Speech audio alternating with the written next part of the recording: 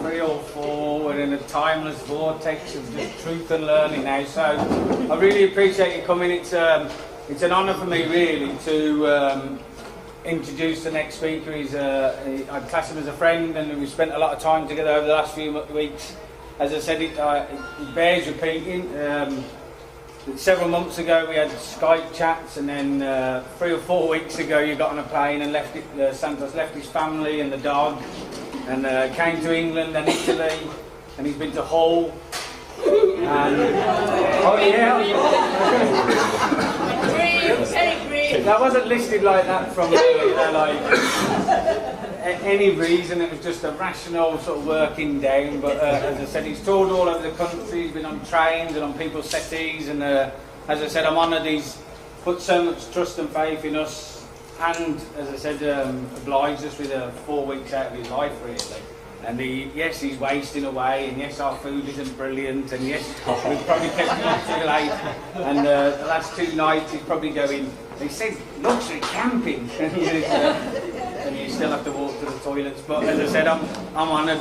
I'm not even going to introduce the subject. Santos Bonacci is astrotheology, and the syncretism is really a new way of addressing all our thought processes, and it follows on from the meme of yesterday with John Boyd and Schauberger, and through what Dave was on about this morning, and even Gary Bilcliffe and onwards, that know thyself, and we help to change the world. Be the change you want to see, and all that sort of stuff starts with knowing who you are. So I'm going to introduce him. It's going to be a long session, so grab your pens and relax back into the seats. This is Santos Bonacci.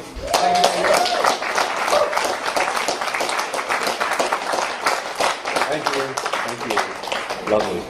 I see some old faces, people that have been to some of the other presentations, and new faces, and here we are at Stonehenge. So, well, nice. It's beautiful. Very lucky. I had a tour of the stones with Maria Wheatley and Busty Taylor, and they took me around. I'm going to talk about that in a minute. It was beautiful. Of course, Maria is now doing a little tour while I'm speaking, right? And so that was a privilege and an honour. I'm going to have a little bit of a chat about that. I want to spend 20 minutes talking about the tour thus far and the 8 presentations which I've already done. And today you're going to get a special presentation based on the sun. Special in that it hasn't been presented before. So I'm trying to keep the presentations fresh. Thus far there has been no repeats, and I have a few more presentations to do as yet. For instance, I'll be doing a special sovereignty / self-determination presentation when I get to Northern Ireland in early September. But today's subject is the sun. So after 20 or 30 minutes of talking about the tour thus far, we're going to put the sun into perspective. And we're going to see what everyone and anyone has ever said about the sun. And so this beautiful shining orb of light that gives us vitality is going to be put into perspective. So, the tour thus far. First talk I gave was at St. Anne's, and there I presented the science behind the science. So we talked a little bit about light. Well, that's all there is to talk about after all. It's all light. So we spoke about that, and we spoke about the magnetic light. The causal magnetic light. And differentiated it from the electrical light of effects. Duality. Positive and negative.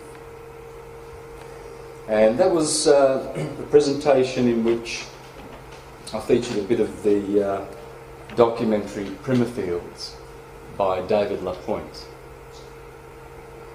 And I think he did a really good job of explaining from a reverse engineering perspective, really, how the universe pretty much, how it works. And from the laboratory point of view, so using what Walter Russell would call sense thinking. He's done a pretty good job, and I highlighted some of that documentary, recommend to watch it. And we spoke a lot about Russellian science as well. And that was one presentation. Then we came to, I need some light here, Birmingham, and the first presentation there was the nursery rhymes. So that should be up on YouTube soon. One has already been put up by our brother here. Sorry, Torbs. Torbs. Yeah. Torbs. Thanks, Torbs. Last night, Torbs put up the Glastonbury Zodiac, which was the 8th and the last one I did only a couple of days ago. So he's very quick. So this one should be up soon too, okay? So look for the Stonehenge one. The Glastonbury one is up if you want to have a look at that. And that was quite interesting because I will speak about that in a minute, and how a couple of the gentlemen, i.e. John Wordsworth, anyway, I'll get that right in a minute, and David, who wrote this book, were in the audience, and I'll have a chat about that in a minute. It's beautiful. But you'll see it already on YouTube. So, Birmingham, nursery rhymes. And we showed how the nursery rhymes are all based on alchemy, Kabbalah, mysticism, etc., etc. The science of light, syncretism. And those beautiful little rhymes that we repeat and we wonder, who would have concocted such beautiful wisdom? When were they conceived? And we get lost in the mists of time if we go back far enough. And the answers to these questions are not satisfactory unless we understand that once upon a time everything was syncretic and unified in knowing, not divided in thinking.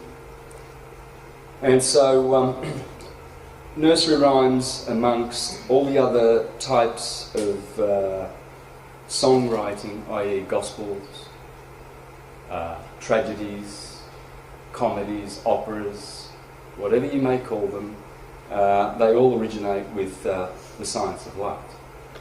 And the orbs that follow the ecliptic. The ecliptic is the path, the brazen serpent of Moses in the wilderness. The wilderness is the zodiac. The circuit of Galilee that Jesus walks on, Galilee, is the circuit of the zodiac. Strong's Concordance tells you that. And so it's the nursery rhymes are on that ecliptic because it's all the science of light. And this is the theme of the tour, actually. Syncretism, the science of light. So then we went to Bristol. Beautiful. Gorgeous place. Loved it. Bristol, and there we spoke about the ascension and the raising of the chrism. I have already presented this information in YouTube presentations called Secret of Secrets, The Elixir of Life Within, and Your Body is the Holy Land. So I won't elaborate too much on that because I want to get to the subject at hand. That will be available. So how to ascend. The ascension is within. One is a Jew within, not without. The Christ is within, Colossians 1:26. It's the chrism. In the Greek system, Christos is the oil which is secreted from the claustrum. And that's the oil that descends and then ascends, and then we have illumination. Because, of course, when the prodigal son returns, when Ulysses returns to Penelope, is reinstated in his kingdom, and that oil, once it returns to the third ventricle, the third heaven, it increases its vibration 1,000-fold, because the Sahasrara chakra is 1,000 petaled lotus. and all the dormant brain cells are reactivated.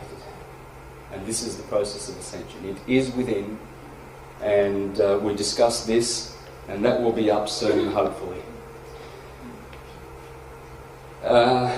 Following that, Manchester, the Philosopher's Stone.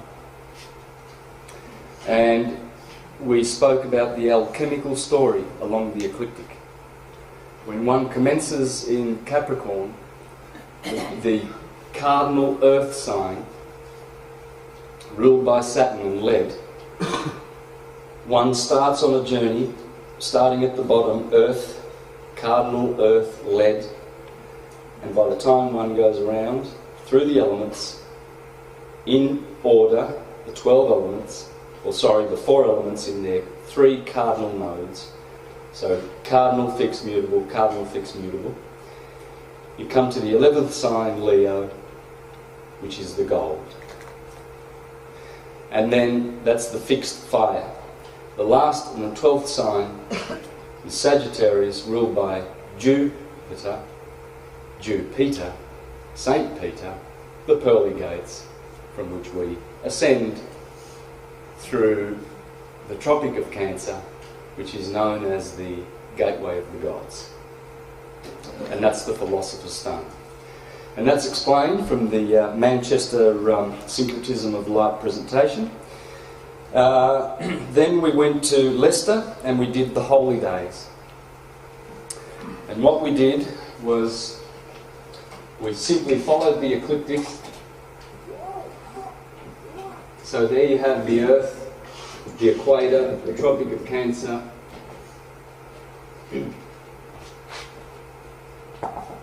Tropic of Capricorn, and of course the ecliptic. And so what we did was we commenced where right ascension of meridian begins in astronomy.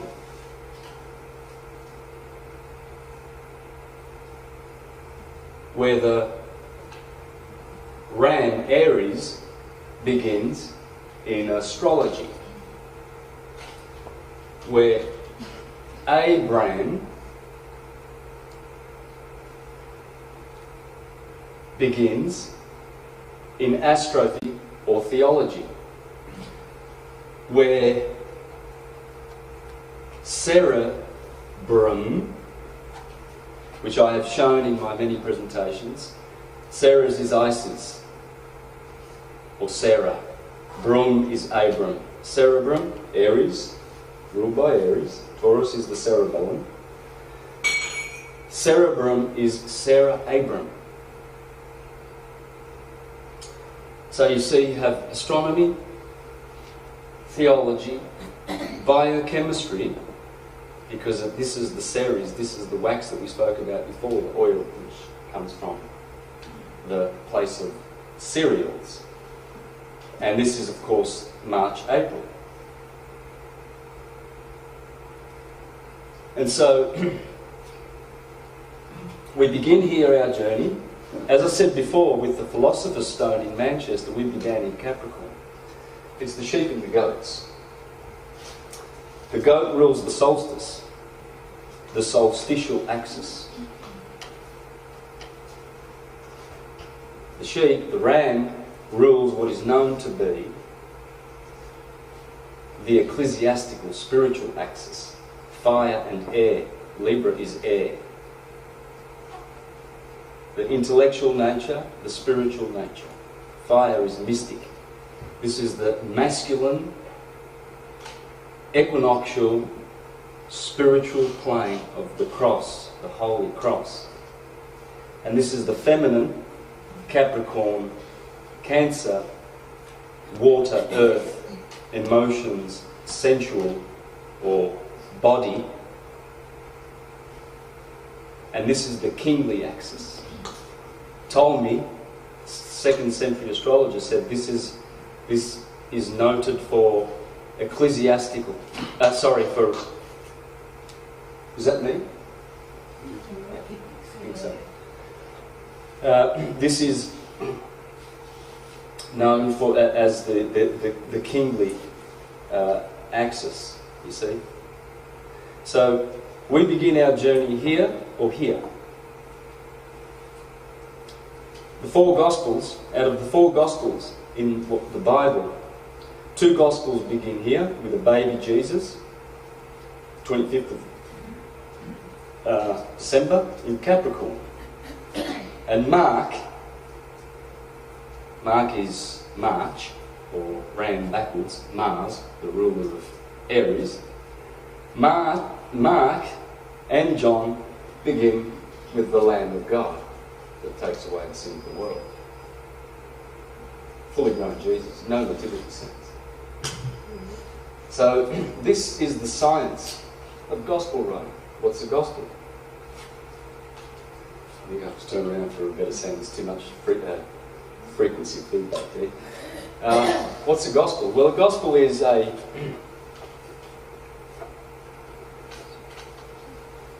two L's? No, one. Is a goat spell. So it comes from the word tragodi, tragodia in Greek. Tragos is the goat, and udi is ode to the goat. Which goat? Capricorn. And so we get the word tragedy.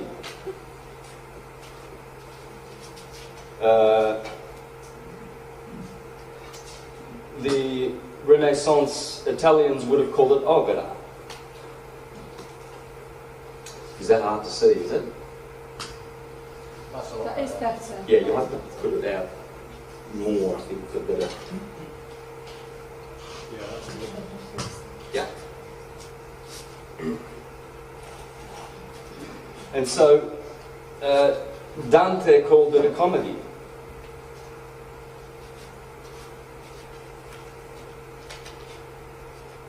But the tragosudi, or the goat spell, gospel, is the science of talking about light along the ecliptic. And so when you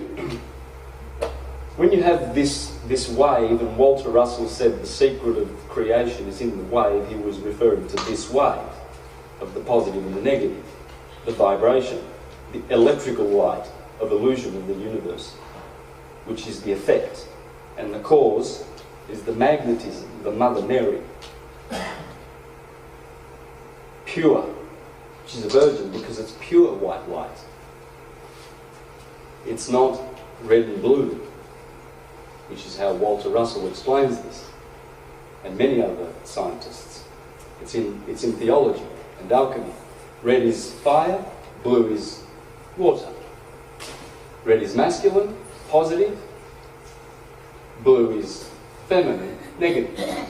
Mary, maritime, water. Fire, Jesus, electric. Emmanuel, electricity. And so there's the two lights, you see. There's always the two gods, the prime creator and then Jehovah or Shiva or Brahma, Vishnu, Shiva. Creator, operator, destroyer. Cardinal, fixed, mutable in astrology. And so when you see that wave and you start here at Aries, you can start at Capricorn, but I've chosen to start that particular presentation of the holy days in Aries. Your eyes shall be opened, and you will see that all theologies are based on this. Most of the memorative things that have ever occurred in the Bible have occurred in this sign, the sign of Nisan, Aries. Abraham sacrificed the ram in the thicket. Noah's Ark lands on Mount Ararat on Nisan 17. Jesus Christ resurrects and ascends on Nisan 17. Esther frees the Jews on Nisan 17. Jericho falls at the hand of Joshua, Nisan 17. The Jews eat the first fruits, of course the blossom of Aries, for the first time on Nisan 17.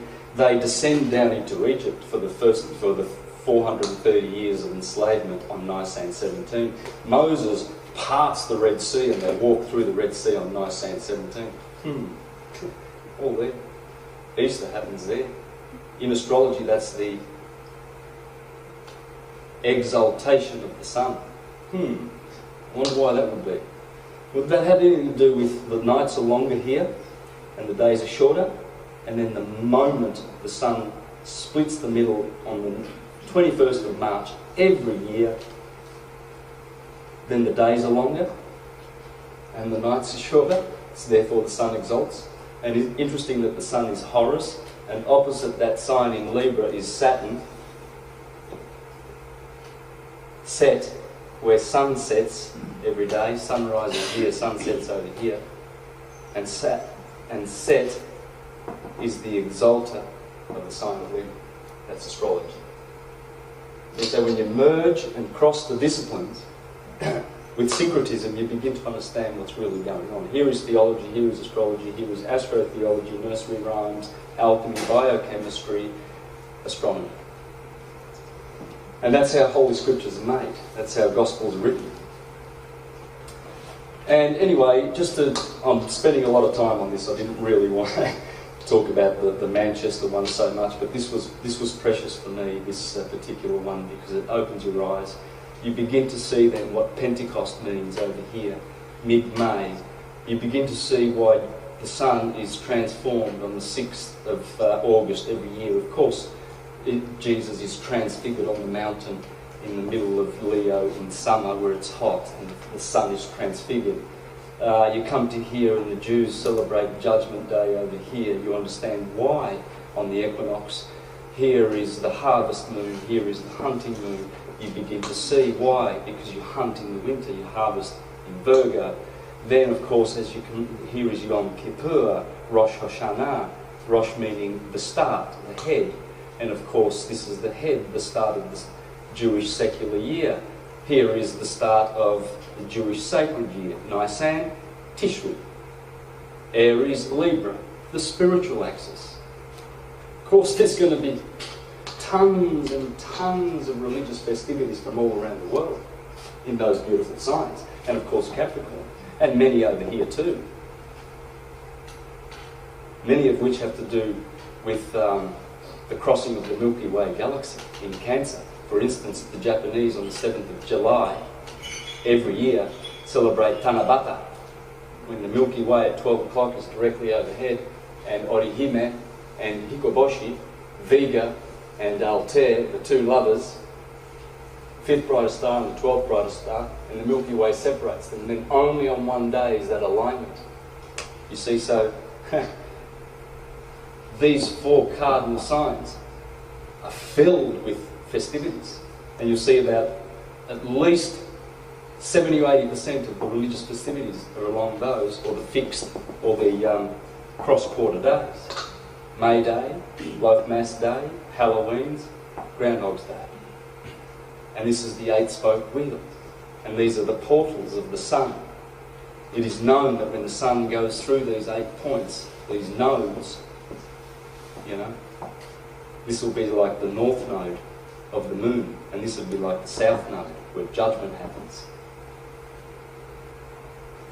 And these are nodal points, and so, and they're portals. And it is known that on the 2 days of equilibrium, these are called candlesticks in theology. And these are the pillars of Hercules. Longest day, shortest day, equal days. And all science is based on this. Okay, I'll proceed. Whoops. Let me proceed with... Then we did gospel writing in Birmingham. There were a few from there. Were you there? No. Okay, I saw a few faces today from there. Anyway, we did gospel writing based on this science and merging and syncretising all of the sciences that are hidden in our gospels. So that was good. By the end of the day, that was a workshop, and by the end of the day, everyone went home with the ingredients for the best songwriting that you could possibly conceive. Yeah, because everything starts in Aries, in cardinal fire, tetragrammaton, tetrahedron. always there has been that association. The tetragrammaton is the tetrahedron, the fire, the creator. Everything is caused through fire. Everything is generated through fire. The other signs destroy the work of fire. That's the earth. So earth is stabilizing. Fire is generative. Earth is stabilizing. Air is corruptive. And water is destructive. So therefore, this is why the tetrahedron, everything begins at that causal point here. And this is the start of the year, this is the start of the day. 6 a.m, March the 21st. And the body is in here, the human body. I won't go into that today, but the head is here. The cerebrum is the land flowing with milk and honey, because in Aries is the pineal gland and the pituitary gland. The pineal gland secretes the honey, the pituitary gland, Mary, the wife of Joseph, the pineal gland, secretes the milk. And this is the land, this is heaven. Heaven is head. Heave up. Heel is hell. Head is heaven. So when we ascend the oil, we go to heaven. The ascension is within. There's no guru without that's going to do it for you. And there's no vicarious salvation that will ever occur to do it for you. It's your work. You are the Jesus that needs to be restored to former glory of unconditioned consciousness. And so here also, everything is here at the head when it comes to do with theology. Right in those signs there. Taurus and Aries. And so then we came to Glastonbury and we did the zodiac. That's up. I won't speak about that anymore because that's up. And here we are, and the subject is the sun. Before I proceed to that, I wanted to talk about this particular book, Avebury, which was given to me yesterday by Maria Wheatley and Busty Taylor. Avebury, Sun, Moon and Earth. And I wanted to just talk a little bit about the tour that I was given, just to share some gems with you. And another tour I had to York. There's more too, but I think I'll keep it simple. Let's start with this one. I've got so much to share. And everything's sort of contributing to what I've uncovered and what I'm doing. So I want to share a bit of that. First we went to Stonehenge. That was beautiful. And Maria shared so much wisdom, along with Busty, of course, about the stones and how there are myths that these stones move and are alive. And you can see it. You can feel it. So, and Maria was saying how sad it is that people can't be there with those stones responsibly. They would be responsible, of course, if we allow people to be themselves and live in honour, and be close to those stones and get some real spiritual enlightenment from them. Some of those are of sarsen. Is that right? Is that how you call it? Yeah. The hardest, it's second to diamond in hardness, some of those stones. Anyway, that was beautiful. Then we went to Avebury and had a tour there, and the insight of the wisdom that they shared with me was incredible. One in particular, at one point, was when you sit in the Devil's Chair, one of those stones there, what you're supposed to be seeing is the sun setting at midwinter, at the solstice, or at solstice day rather. But they've extended the hill and yet they've blocked the view of that beautiful sight, and you can see the other solstice from that chair, and that's why the chair is facing there. And that's something I wouldn't have picked up if I had just been walking past and saying, these stones are so nice. So, they've obviously got that knowledge in here. Then we went to West Kennet, Long Barrow, and we did some drum work with Nick? No. He came along. Anyway, my apologies, I forget his name, but we did some drum work in those chambers. There's 5 chambers there. Anyone been there? Yeah. It was very interesting. Wonderful experience. What else did we do? We went to Salisbury and I saw the Magna Carta. And where King John signed the Magna Carta, saw the Magna Carta. And my, isn't the Salisbury Cathedral a marvel? I wasn't prepared. I wasn't prepared for the beauty of that cathedral. My best friend in Australia, a great friend of mine in Australia, Gary Tapper, his family comes from Salisbury, and he's always spoken about how beautiful it is. Of course, I've seen pictures of it, but it's breathtaking. And it's also, the spire is actually leaning, and they've restored it with flying buttresses and everything. And when you go inside, you can actually see the granite pillars bending, and they're inclined a couple of degrees. It's very scary, but they've restored it. These cathedrals were monuments, orchestrations in architecture and masonry of just megalithic proportions. Men and women devoted themselves to making light the subject of their adoration through temples, gospels, song. Any love song is a song about light. Love is light. Sound is light. We are light. And it's a beautiful dance of light that we are experiencing. And here we are at Stonehenge. This is definitely one of the most astounding monuments to light. And Maria explained to me in her graph about the 7 rings, or the 7 heavens from Saturn to the moon, and the 7 chakras, etc. She explained that this monument represents Saturn. And immediately I looked at Stonehenge and I said, how many stones go around the ring? And she said 30. That's the number of Saturn.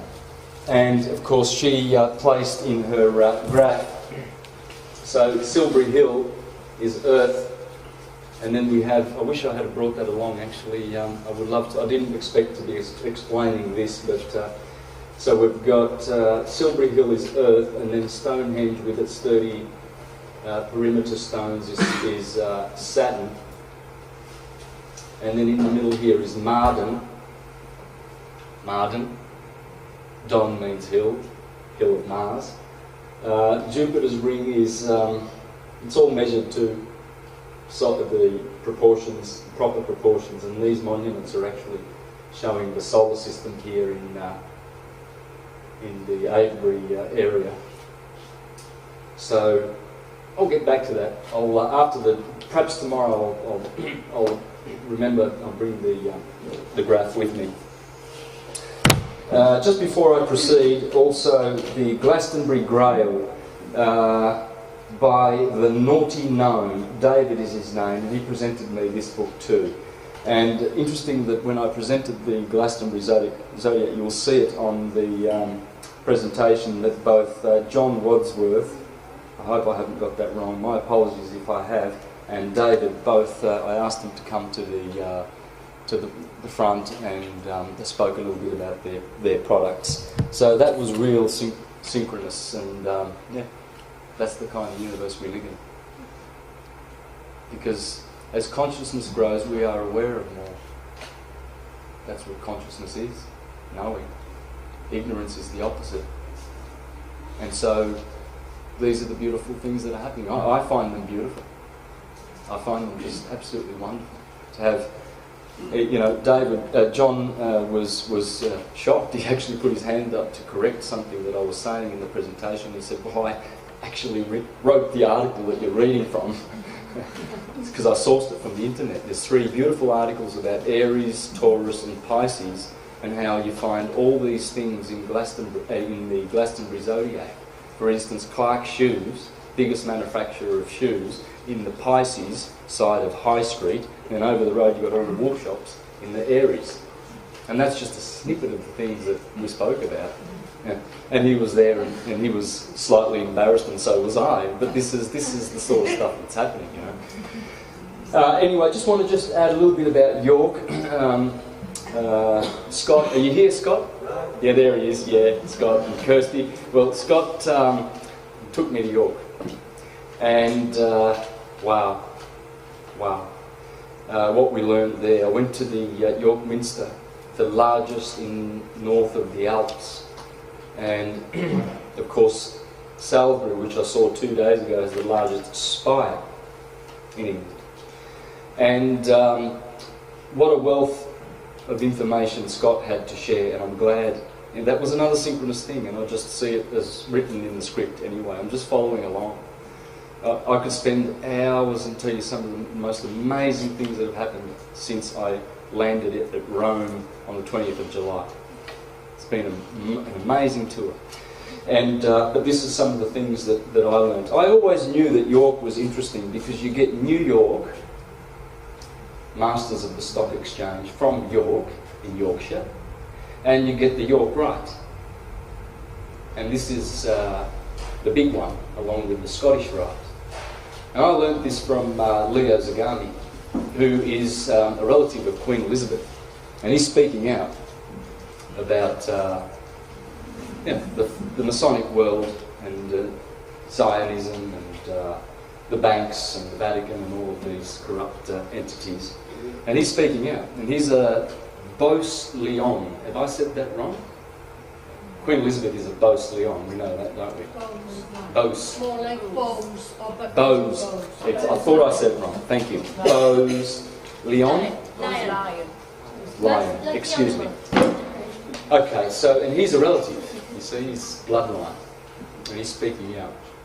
And you might want to see that interview of Leo Zagami, because he exposes how powerful York really is. And when you go outside the Minster and you see the statue of Constantine, and he's sitting on his couch on his divan like this, you know, with such an arrogant...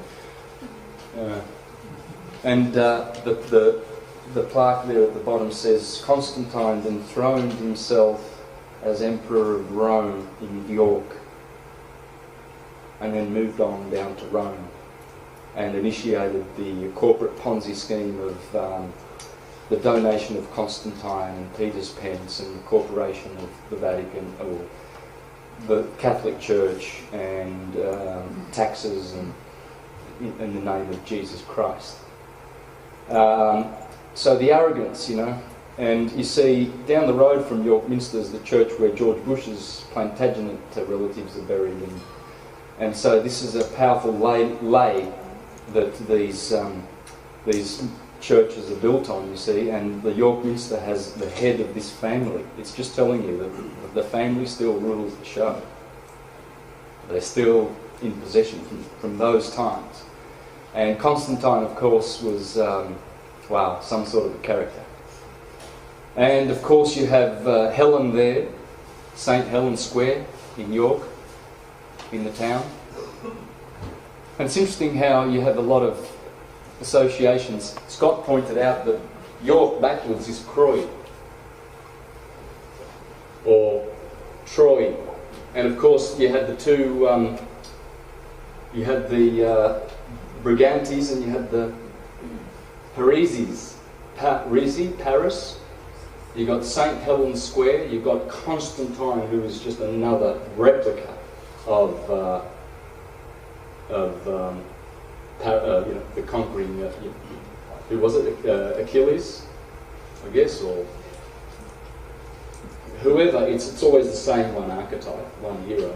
But you see this. You see, and Scott, you could probably add a few more of the analogies that you spoke about there. What else? I mean, it's all the same thing. The heart. There's the heart in the middle of the two rivers, the Foss and the Ouse. Yeah, Foss is light, Ouse is gold, light and gold, and they meet in the heart, and there's the Minster in there. It's the shape of a heart. And so the York Rite is here. This is a powerful, powerful centre. Just as Glastonbury and Avebury and all of this area is. There's two centres. And here we have the Constantine Plantagenets, and you've got, well, remember the War of the Roses and all of that history, that's still all there. And next to here you see King Henry VIII destroyed the Abbey, and that's still standing. There's a lot to be learned about this city, folks, in the whole scheme of things. So that was very, very enlightening. Now, to the subject at hand, all the forms that we see, the seeds are planted in the heart of the sun, in the centre of the sun, and everything we see is emanating from there, the causal light from the centre of the sun. Eric Dollard, you can see his videos on YouTube. Eric Dollard explains, he studied the sun most of his life, and he explains out of the back of his car in Arizona in the desert, in his interview, how the sun is empty. It's cold. There's no fusion going on in the core of the sun. It's empty. Sunspots reveal that the sun is empty inside. There's only the outside skin. And arcing in fusion only occurs in the corona of the sun, in the outside of the sun, not in the core of the sun. There's no fusion. And it is a converter. He calls it a converter or a transformer. And it transforms, in the words of Eric Dollard, transforms primary force into secondary force. I would like to just change one of those words if I could, and I would say, in harmony with Walter Russell's beautiful teachings, if I could correct someone with the great knowledge, a physicist, and a great genius like Eric Dollard, which I'm not attempting to correct him, but it's obvious to me that what he's saying is the sun is a converter from prime, he says force, I would say power, that's just what I would say, into secondary force. Walter Russell would say there is only one force that God uses, i.e. God would be conscious, white, causal, undivided, still, all-knowing light, where omniscience, omnipresence, omnipotence and immortality exist. Where we exist, in the empyrean, our true nature. And so, yes, the sun is a converter. You see, he explains that you cannot see the sun in outer space, in free space. We cannot see the sun. So we need a body, a mass, like the Earth and the atmosphere, you see? And so then we can see the sun. So really he says there's no light and there's no travelling of light. And in stars, he says the light that we see from stars could be just seconds old. Not necessarily millions. It could be seconds old. And remember, of course, we remember the words of, who was it that said, was it Nietzsche that said, as long as we continue to conceive of the stars outside of us, we won't see the ones within or understand. We won't see the ones within. Yeah, words to those effect. It's Nietzsche, was it Nietzsche? I'm just getting confused here a little bit, but anyway. Because what is without is within. And they knew that. As above, so below. The law of correspondence. The Hermetic law. One of the 7 laws. What is in the macrocosm is in the microcosm, you see. And so that's what it does, it converts. And of course when the sun, because it's not visible in outer space, in free space, when it hits the Earth's atmosphere, this is when the transformation begins. It transforms here at this level, you see, into a third thing. And how you would explain this in theology is the Father, the Son,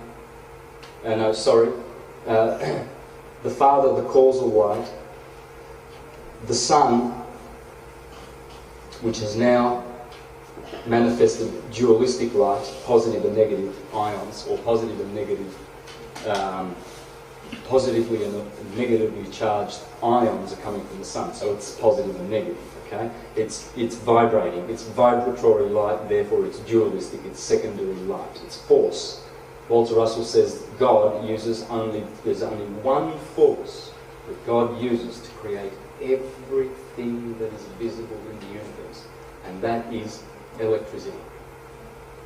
And God is magnetism. You see? So here you see the magnetism at the cause of the sun, where everything must return. Everything is born from here, according to Walter Russell. Everything must be returned through that portal, back to cause. And so this electric light is secondary force. And that force, when it hits here, this is the Holy Spirit stage. This is theology. The Father is the unnamed. The Son is the SUN/SON, because it's electric, L. And the virgin shall give a child, and his name will be Emmanuel. And then this is the Holy Spirit. This is explained by many biblical astrologers.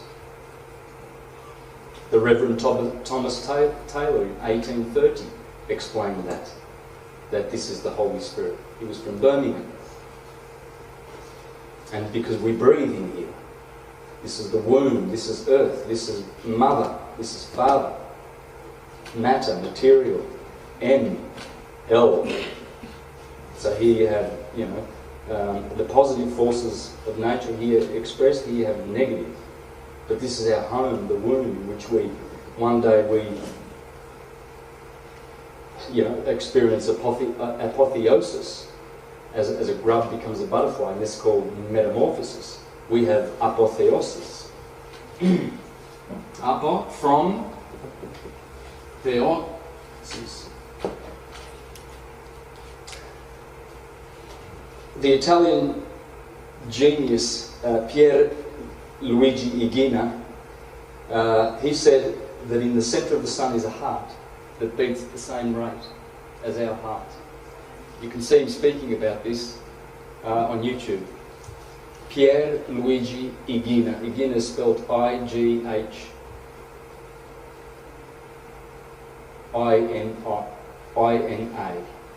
And it's worth listening to him. He spent 10 years with Marconi. And then after that he studied the sun for 30 years. He has a seismic... he invented a machine which penetrates the crust of the earth, and it's like a valve, and it releases the gas from the crust of the earth, and hence he has prevented earthquakes. It's anti-seismic machine. You can see that on YouTube too. He modifies the weather. He does an experiment on YouTube, and he manifests the clouds. You can see it, and then the clouds go away. And this little old gentleman, Pier Luigi, died about 15 years ago. He explains that he studied the sun for 30 years, and he said that the sun emits what he calls positive atom. Or is it negative? It's positive. Okay. When it hits the atmosphere, and he said the Earth emanates a closing energy, negative, and the sun is emanating an expanding energy. And from the centre of the sun is a heart which is beating at the same rate of ours, which would be 72 beats a minute, on average. And so we see we have the hollow sun. We have a sun which at its centre has a 0 point of magnetic light. It's its own central sun. Of course, all the mythologies talk about the sun behind the sun behind the sun. There's always a physical one that you see, a psychic one,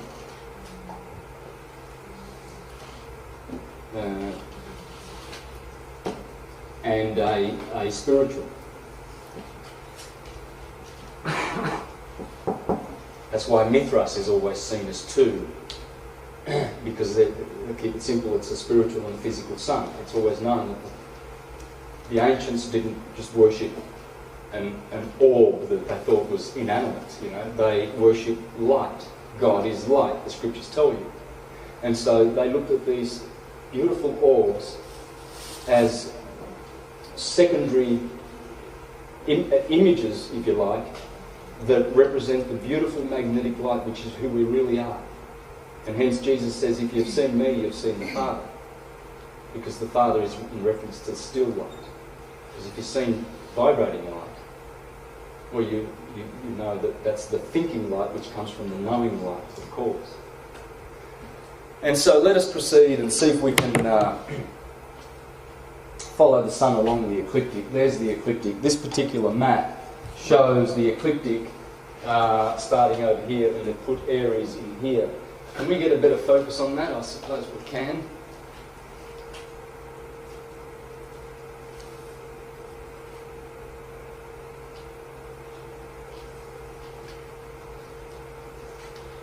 Right.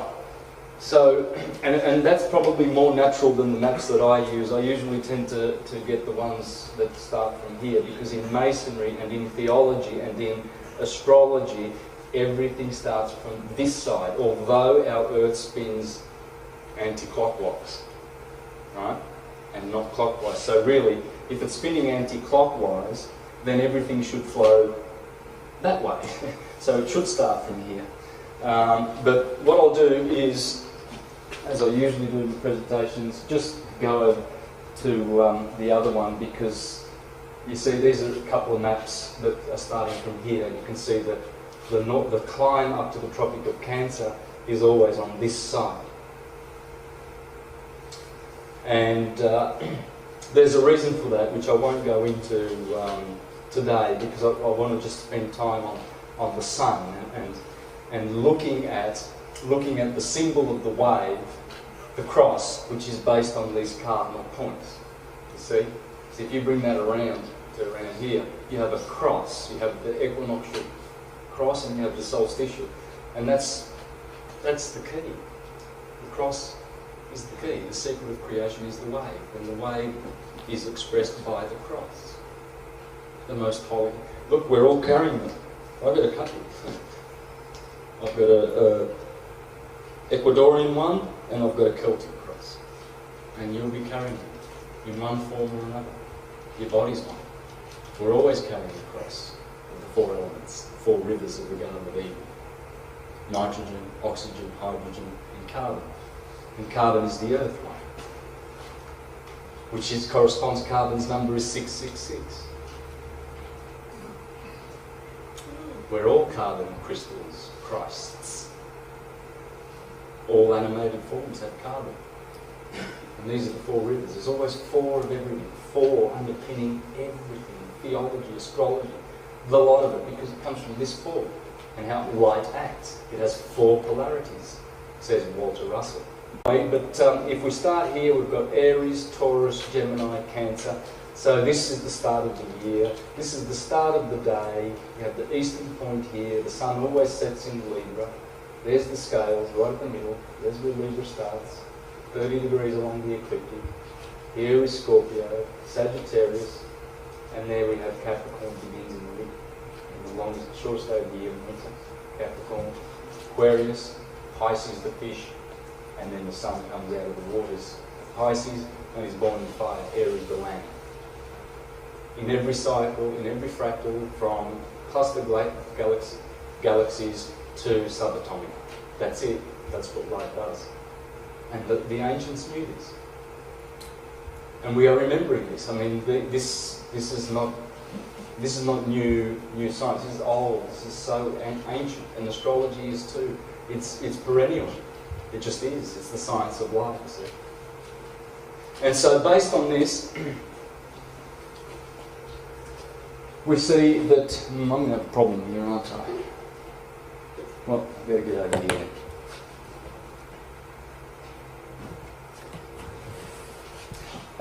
Based on this, we have the cross. The oldest religion on earth is the worship of the sun on the cross. And this is how the cross is formed. You see the solstices and the equinoxes. And there's the symbol. And you'll see it, I mean, this is not... The great thinkers will tell you that this is caveman evolving along the Darwinian lines, and then all of a sudden waking up to art and stimulating his brain and then is becoming an artistic creature. This is a very rustic pagan. Pagan means country bumpkins, not refined, doesn't have to be. There's two styles. There's always the pagan rustic and there's always the cultured style of the esoteric. Exoteric, esoteric. This is very exoteric. And this is how, but it's also esoteric. But this is how, when we awaken to what already is, no caveman just said, oh yes, well the way, I see, yes, I'm thinking now, must be expressed like that, or whatever. We remember this science. You can't invent it. There's nothing new under the sun. You see, so this would be explained by we remembering who we are. The astrologers say when we return to the science, the mother of all sciences, astrology, when we return to it, it is because we have awakened and remembered who we are, and we look to the stars and remember this is where we came from, you see. And because that's why humans can look up. Animals don't contemplate stars. Not even smart ones like, well, they may. We don't see them contemplating them. It appears that they don't. But we certainly do contemplate and wonder, It's got to be more, etc. So this is what we're doing. We are remembering this. And here are the most ancient of all glyphs which are revealing the wave. This is all based on the wave. Light, vibrating light, universal mind thinking. Every culture, that's the secret of creation, the wave. Here is a very elaborate, I think this one turns up in a bigger slide in this presentation, but this is in the temple in India to the sun, the 8-spoke wheel. This is a fine carved stone. This is like very hard stone carved in India, polished in the temple of the sun. There's about 24 of these wheels all around, or 12 of these wheels around the temple. The temple of Karnak in Egypt, Konark in India, and Karnak in France. Because it's all about Aries, the head. Karnak, the head. that particular name. There's many different styles of swastikas. Swaz means Shiva. This is the symbol of Shiva, the destroyer. Depending on which way his arms are pointed. But you have them all over the world. It's the wave. The secret of creation is in the wave.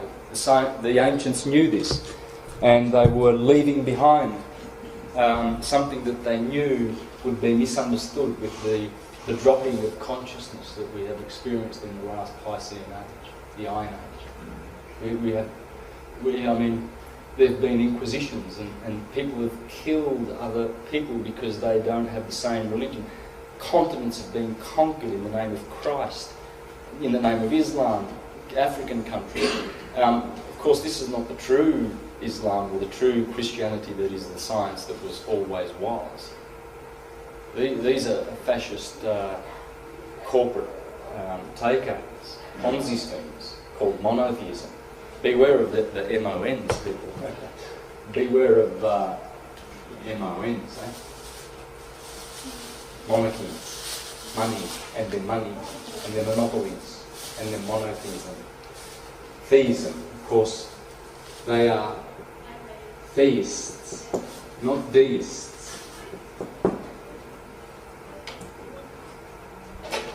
These guys invent, this comes from their subjective thinking, their theism and their monotheism.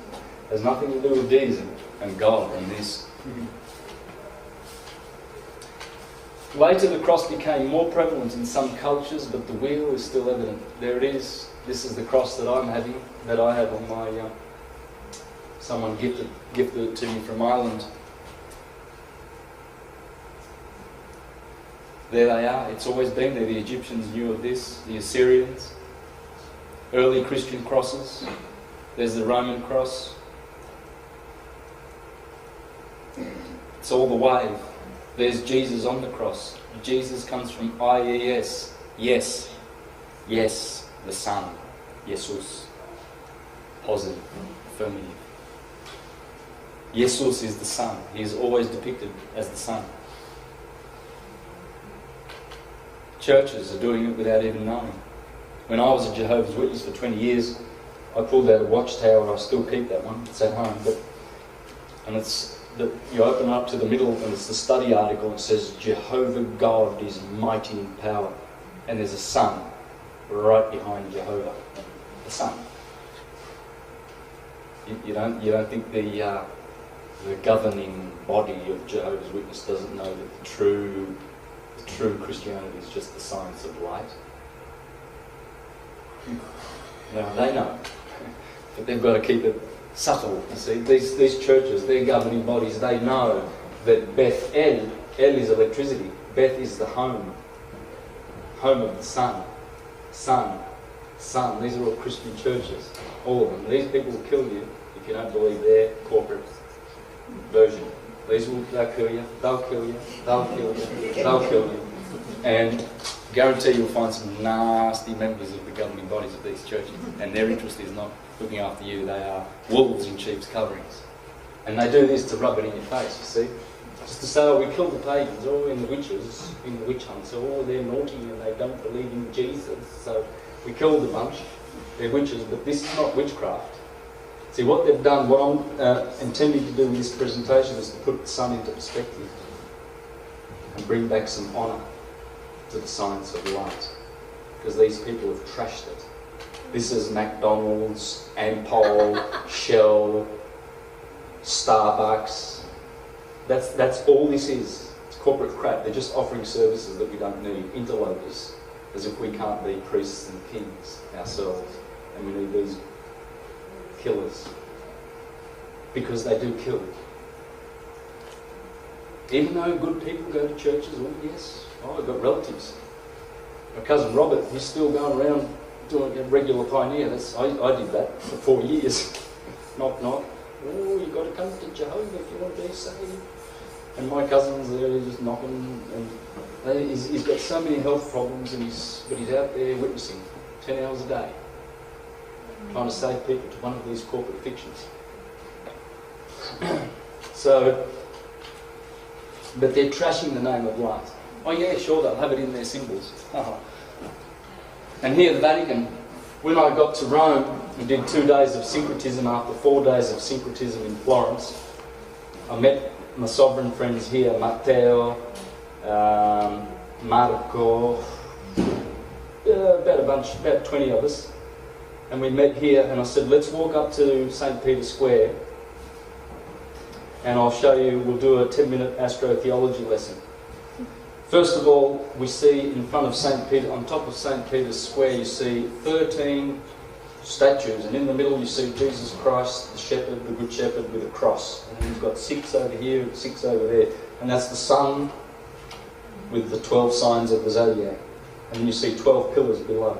12. There's always 12 or 13, 12 or 13. It's a theme. And then we were up here. This is a bit elevated here, so we could look down at the obelisk. And the obelisk is the sundial, which makes these patterns, like the Union Jack, which, by the way, someone told me here, a couple of people have confirmed that the Union Jack comes from Somerton in Glastonbury, Somerset, which Somerton is at the tail of Leo the lion of Judah, or the lion of the zodiac Leo. Somerton is Leo in Glastonbury zodiac.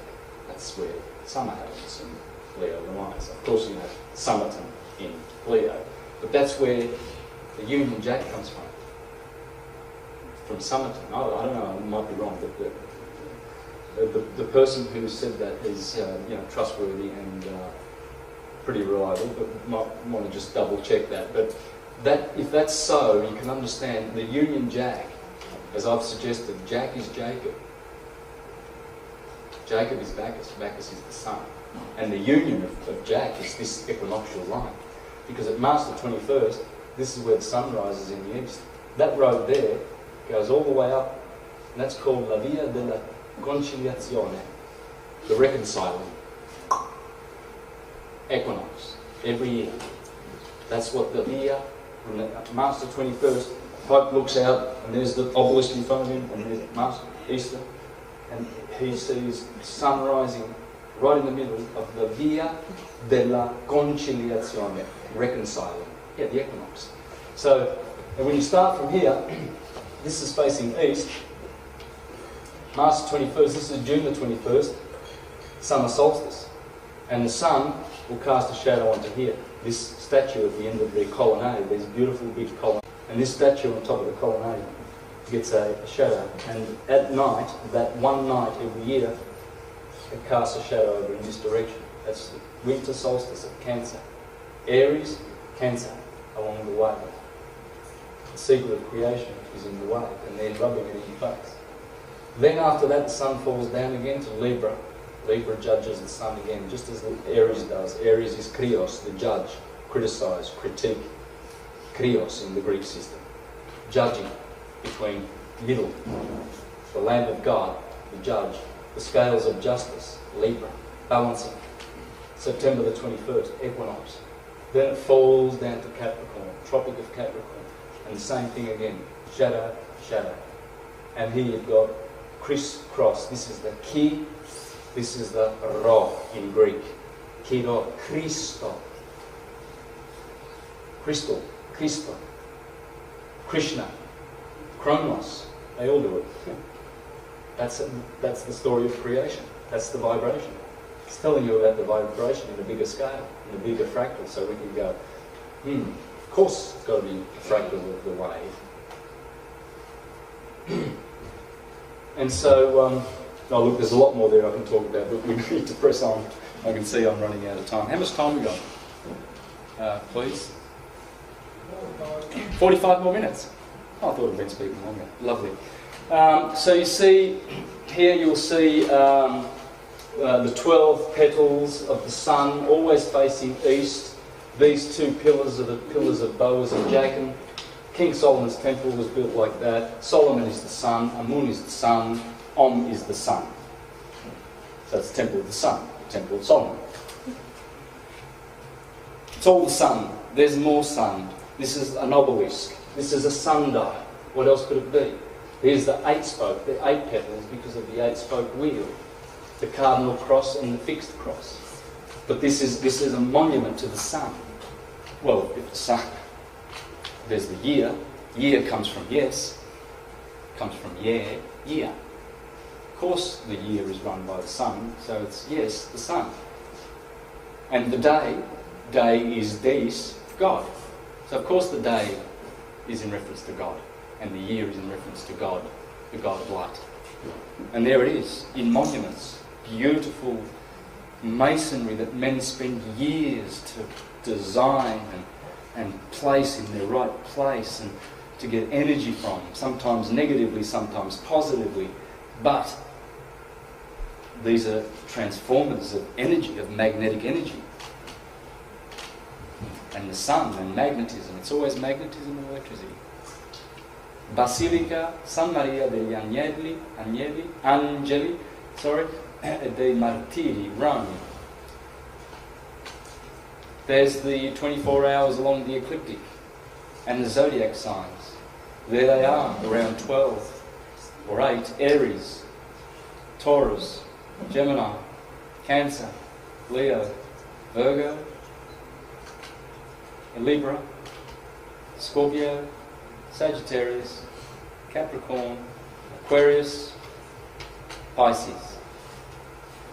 There it is, the sun. All of that is all about the sun, all of it. Even when you see the Masonic black and white, that's because you have black light at night, white light in the evening. Positive and negative, everywhere you go. It's a dance of duality. There we have 16 petals. That's the throat chakra. 12 petals is the heart chakra. Of course the heart chakra, Leo, ruled by the sun, is going to have 12 apostles, 12 posts. Or disciples, take your pick. The posts, that's what they were known in astrology, they're called posts. There's 12. There is 24, the 24 elders around the throne of God. But it's always the Son. And of course, these are the degrees. These will be either degrees or deacons, or there'll be 360 of these. You can go around and count them, it'll always be a number that is a harmonic of the ecliptic, something to do with the ecliptic, always. It'll be 72, 108, 2160, it'll be 153, 144,000, 12, 47, all numbers to do with lives. You know, it's not like, oh, we're going to start monotheism. 12. Judges was 12 pillars. Yeah, let's do everything in 12. Yeah, for no other reason than we love 12. The Bible's full of 12. What for? Yeah, and they don't get it, and they go to church. Oh, Jesus walked along the ecliptic of Galilee, the circuit of Galilee with, 12 disciples. Oh, and they go there and they have bus tours. And this is when Jesus did this and Jesus. This does not exclude a historical Jesus, by the way. Because there were many. It doesn't exclude if that some people want to have a role model. There may have been and there will have been Christs and Buddhas and Jesuses. In fact, that's what the Egyptian system churned out. Jesuses. So did the Therapeutae and Essene temples in the deserts of the Gnostics of Judah. That's why Titus had to destroy the temple there, because they were churning out Jesuses. Yeah, because when you do your 33 levels of ordeals in Masonry, the last level is crucifixion. Physical, real. It's an ordeal that must be passed in those systems. Because they were selecting the best of the best, the most noble of aristocratic hearts on this planet to lead the way. And so they had to go through 33 ordeals. And the last ordeal, after you bring your cross in Masonry up to the... and then you're crucified and you survive this, of course you survive it, you get a new name, and that name is ultimately Jesus. It's always Jesus. In syncretism it has always been, because Jesus is you, Jesus, the hero that is always coming on the ecliptic. Booties. There's Booties with his side in Virgo. The hero. Hercules. You, the Yule log. The Yule is the wheel. So it's always you is coming, because it's the Yule. And Jesus is on the wheel. He's Orion.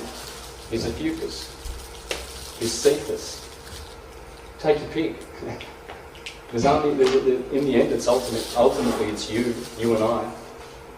So here you see, this is all, there'll be 360 of these, or there'll be 153, or there'll be, everywhere we went in Ecuador, we counted 12, 24, 4, the same numbers turn up. There it is. Cathedrals. Always two pillars. The pillars, this is Pisces, this is the feet of Pisces. To the back is the Holy of Holies, the head. Let's do that, shall we? Because I explained this to Maria, and when we went to Salisbury, and I pointed out that all cathedrals are in this shape. See?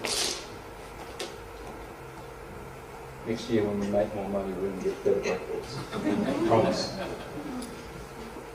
Whiteboards. Like this, you see, of course, the Holy of Holies is here, that's Aries, and you see Boaz and Jackie is here, and you enter here, and these are the pews for all the people in the outer courtyard. Then you've got the ones that pay more, because they're next to the altar, which is, in Arabic, Taurus, altar, is the altar where you alter your consciousness. That's why you have to get there to have your... That's what Maria was saying yesterday when I said I've been explaining that in the Temple of Solomon you get to the cerebellum, Taurus, altar, and the altar, and you see, remember the high priest Aaron, he officiated with 7 candles at the altar of God. Well, that's the Pleiades in Taurus. The Pleiades, the 7 candles, are in Taurus. Aaron is associated with the bull. He made the golden calf in Taurus. He's the high priest in Taurus, altar, the altar. where we must ascend, you see. The ones that get closer to there, that's why these guys pay a lot more, right? You've seen that? Yeah. Okay. Anyway, so it's all in syncretism. It's all on the ecliptic. And these are monuments, endless, even modern ones. They show the sun with its wings, just like Quetzalcoatl. This is Quetzalcoatl worship. They don't know it. Oh, Jesus is coming to save us. Yeah? And it's Quetzalcoatl. It's Virukosha. It's Krishna. And yet they'll kill you for saying, oh, Krishna's the devil. There's the spire, the phallic of the sun domes is the sun. It's all the sun. The cross, the cup, the Holy Grail, the deacon of Leo, the Christ, Regulus, the lion, the cup, the scepter shall not depart from the light. Of course, because the deacon of Leo is the Holy Grail, the cup, which we get intoxicated, according to Macrobius, when we come from the Tropic of Cancer and we go down through Leo and drink too much of that cup, and then we go down to Capricorn. That's the Holy Grail. It's right here in Leo, the cup. Crater. Yes, I-E-S in Greek. Yes, Jesus, the sun. Fire, or the sun, S-U-N. 24 hours. These are monuments. Salisbury, anyone you go to see, it's a monument to the sun, to light. God is light. This is true God worship. Not what these ones down here say. Not what the dude with the funny garb. He's got no idea what God is. No idea. He's a left-brained. We noticed, we did a tour, we went through Worcester Cathedral. Worcester Cathedral is beautiful. And I noticed the priests walking around and the ladies there in the church, very ecclesiastical, and they're very intellectual. Jesus Christ is... and they're so intellectual. What's that got to do with anything about Christianity? Christianity is just love. The science of love. Intellectual, it's messy. You know, it's thinking. Oh, when I think of Jesus, the countless arguments that Jehovah's Witnesses have amongst them. This is why you get factions. How many Baptists are there?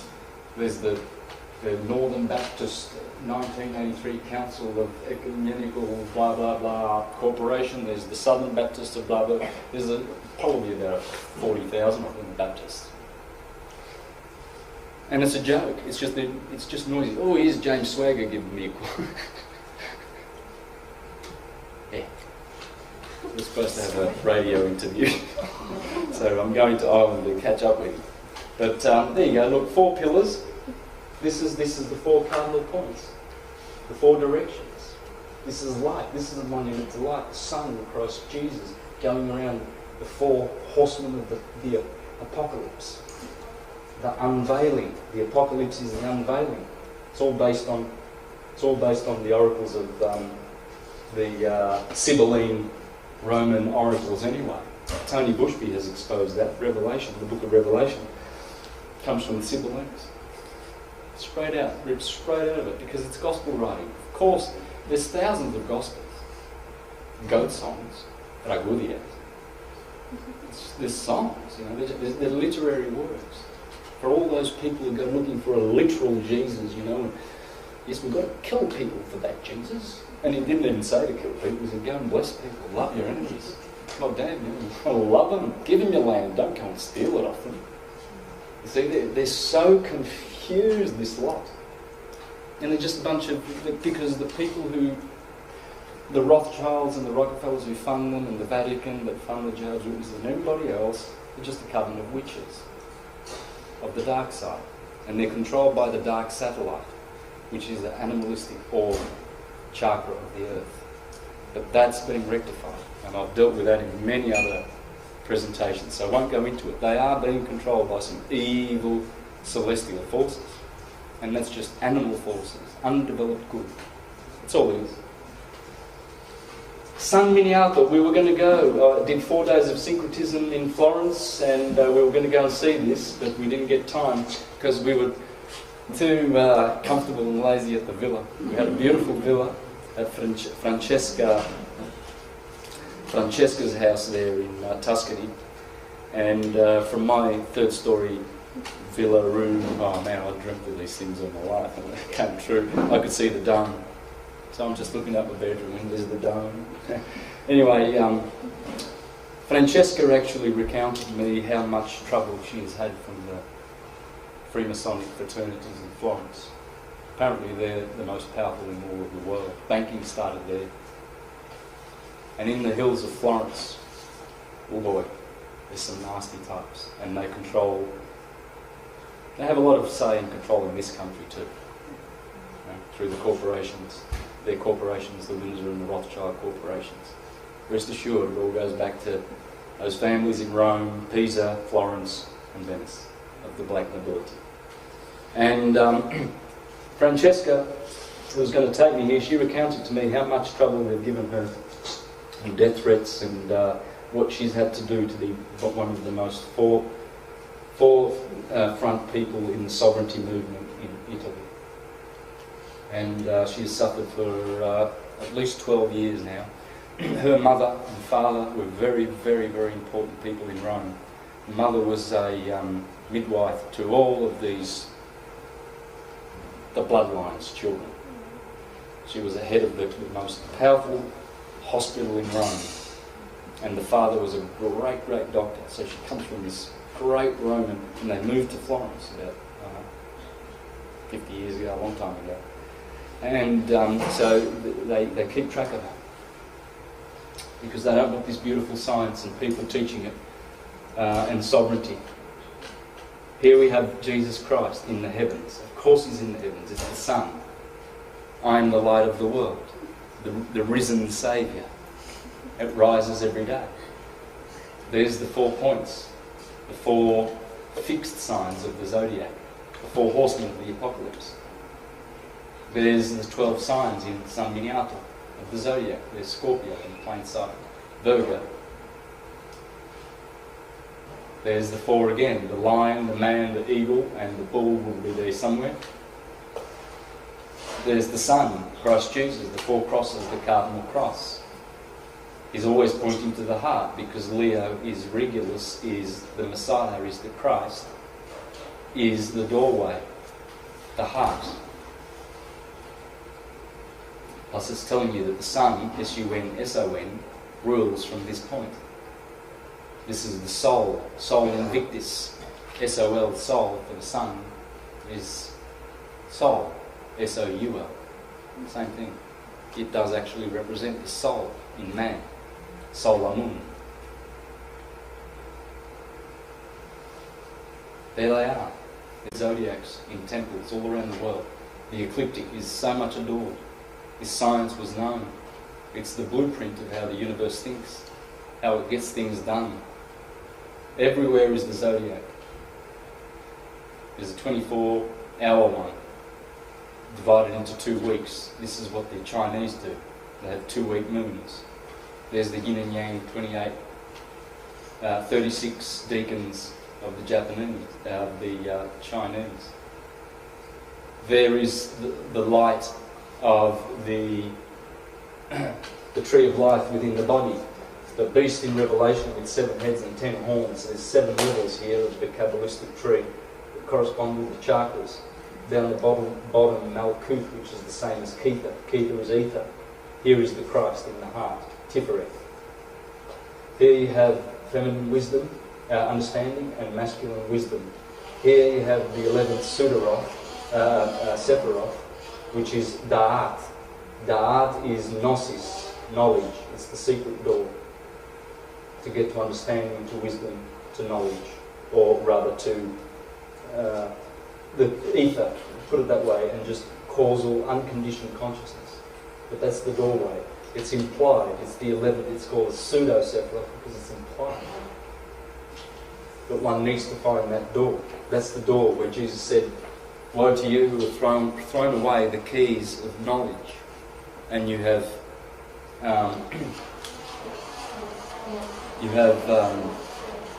stumbled the little ones." There is the Son being adored. always candles, light, or the cross and the sun.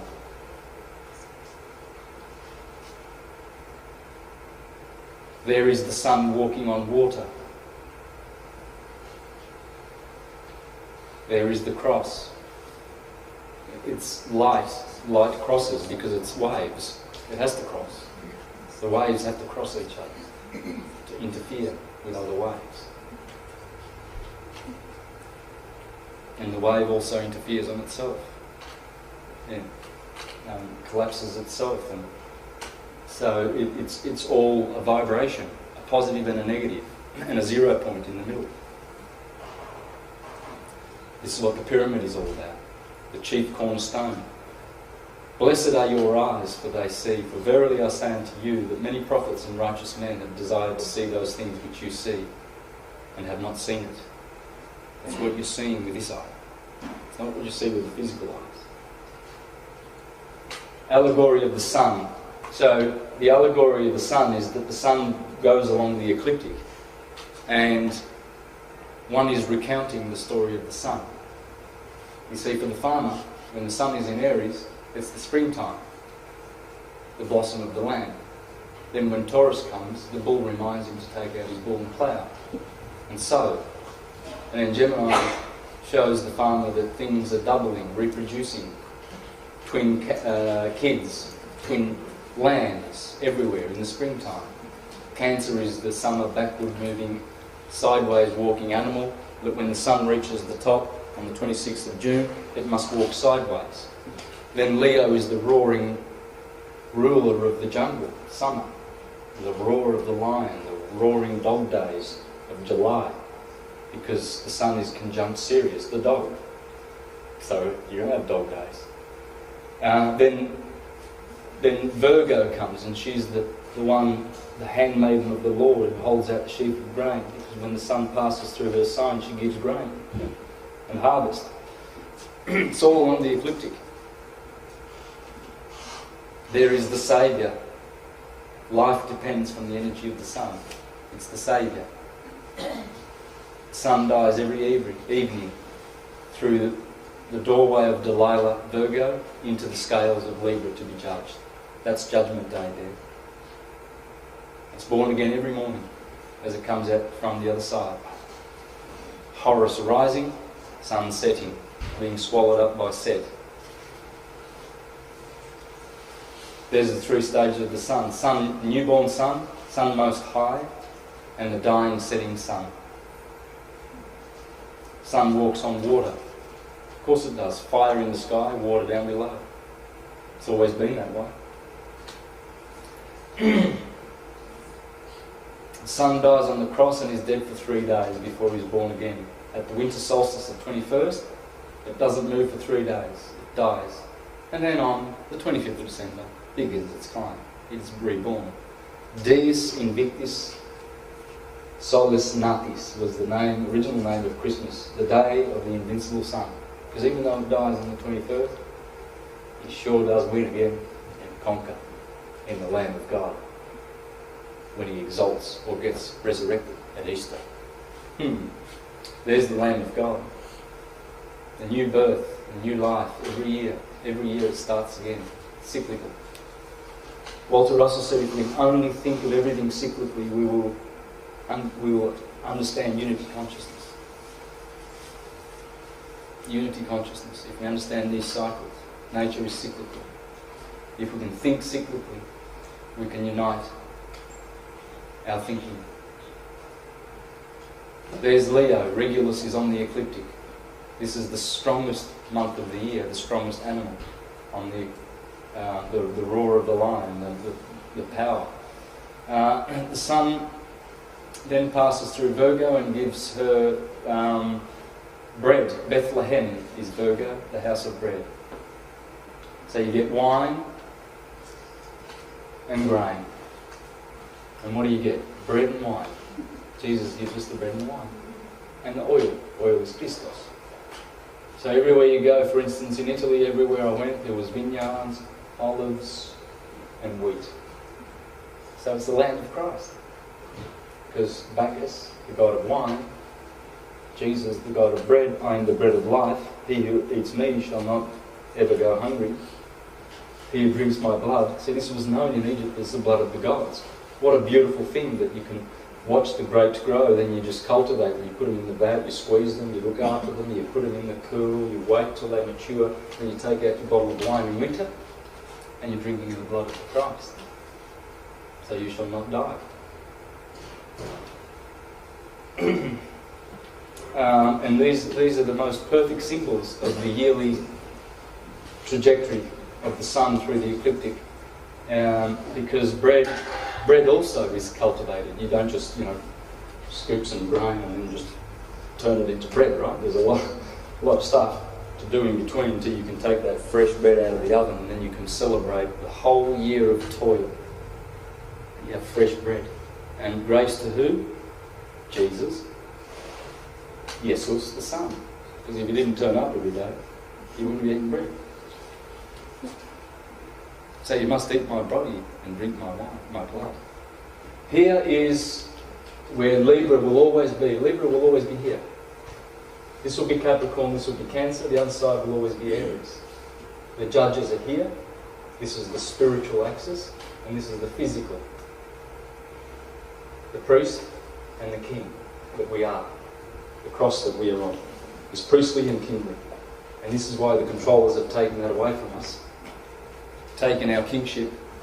We're not sovereign anymore. We've got rights, privileges and services, no rights. Benefits when we register and subscribe. Therefore, they've taken our good work from us and given us jobs instead. But the good work is to do this work. to do the work of the king and the priest. Scorpio, when the sun passes through Scorpio, it gets bitten, like Judas Iscariot, by the backbiter. Because that's Scorpio, the scorpion bites from the back. That's why Judas Iscariot and the constellation of Scorpio looks like a J. It's a J. You look at it, it's the second brightest constellation in the sky. It sticks out. Scorpio is just magnificent. It's a J. It's the Yod of Yod-Heh-Vah-Heh, Jehovah. All the fixed signs of the zodiac on the ecliptic spell out the name of Jehovah. Scorpio, Aquarius, Taurus and Leo. Jehovah, Yod-Heh-Vah-Heh. The 10th card of the Rider-Waite tarot card, the Wheel of Fortune, will reveal that to you. Just have a look at it and meditate on that one for 5 minutes and you'll see it. And so this is Isis. The glyph for Scorpio is an M, Mary, Isis.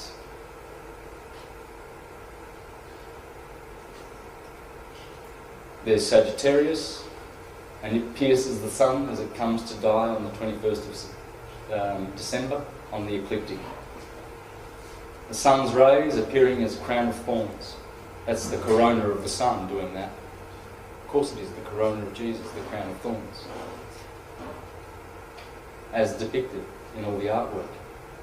There's only one topic. Any gospel you write, any song, it'll be one topic. It'll be light. It's all about light.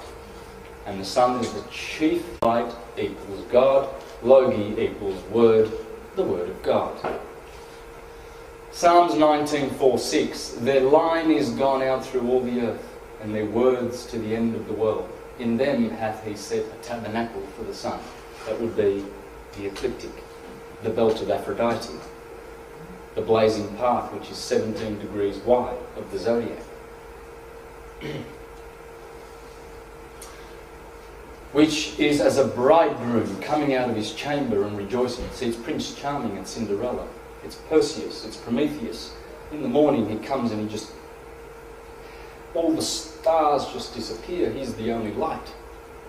He's not going to share his glory with no stars. Venus, doesn't matter if it's Jupiter, you don't care. When he comes up, all the constellations flee. That's Perseus in Aries slaying Medusa, the starlit night. And here it's described as a bridegroom coming out of his chamber and rejoiceth as a strong man to run a race. He is going forth from one end of the heaven, when he rises, to the other end of the heaven. and his circuit unto the ends of it, and there is nothing hid from the heat thereof. They're describing God here, the sun on the ecliptic. And this is what they read in church down at the cathedral every Sunday. And they're waiting for vicarious salvation, chief Ponzi scheme of all time, Jesus Christ, to come and save them.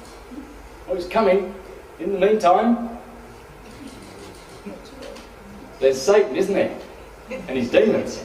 And we've got to fight against them. But Jesus is coming to save us.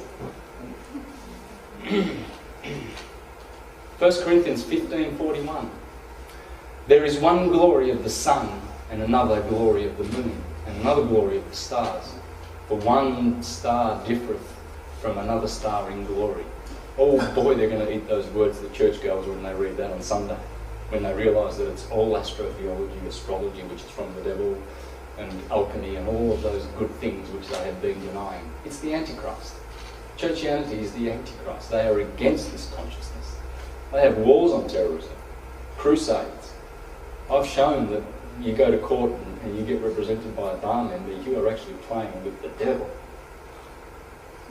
They are foreign agents.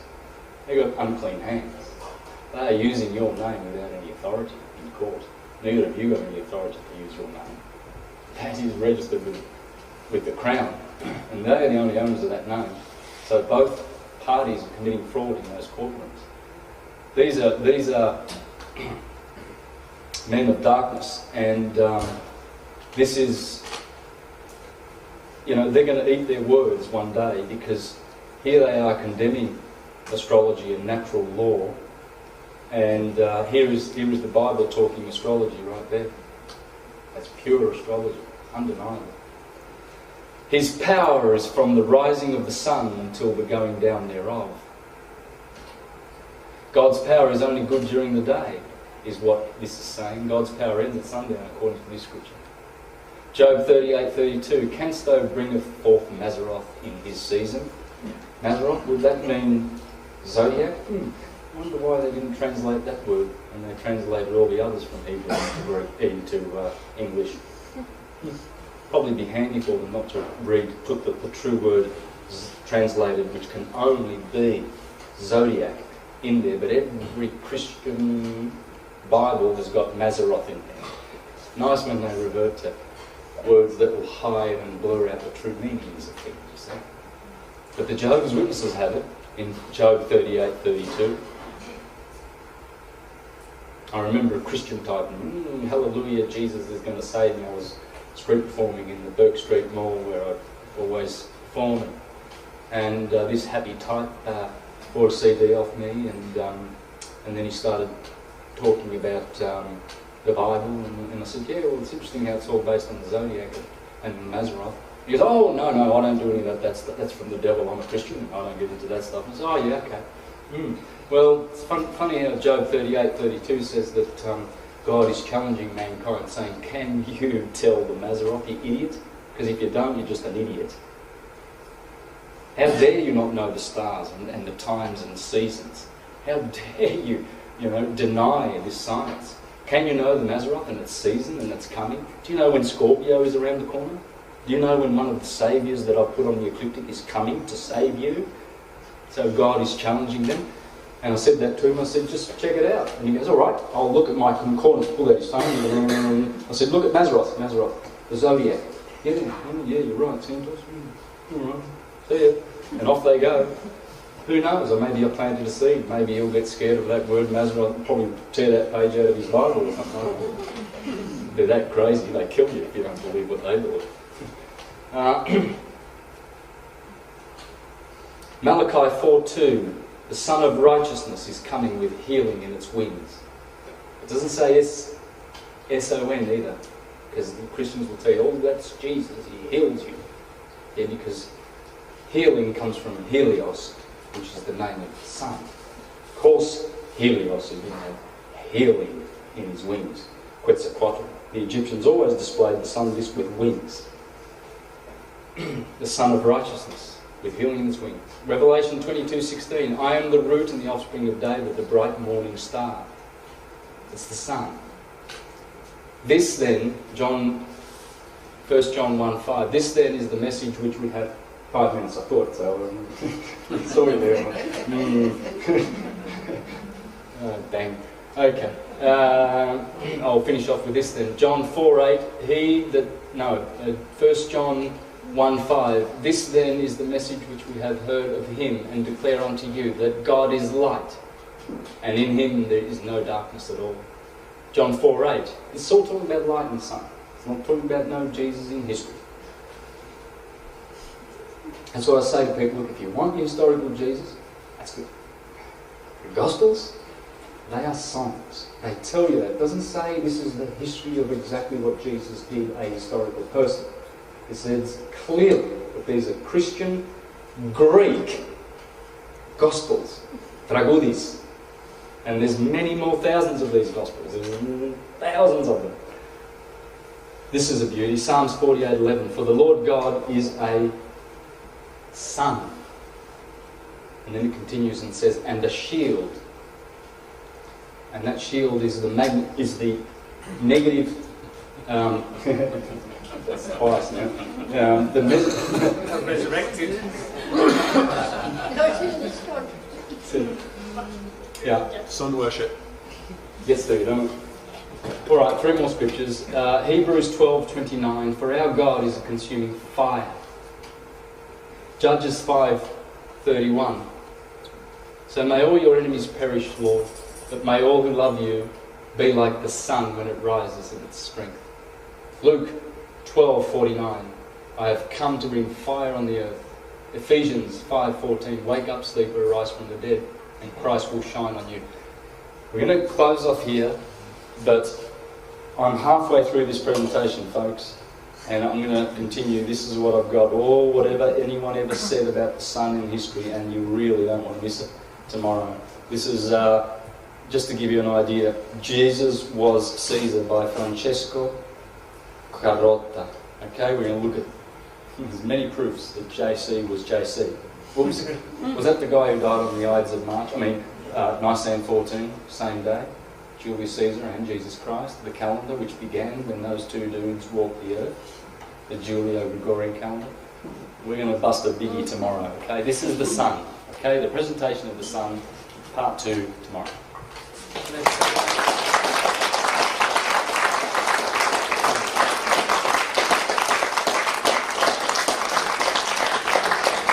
Apologies for chopping and boiling, but now I had to tell the cook-off she wanted to whisk something. It sounded like a murder.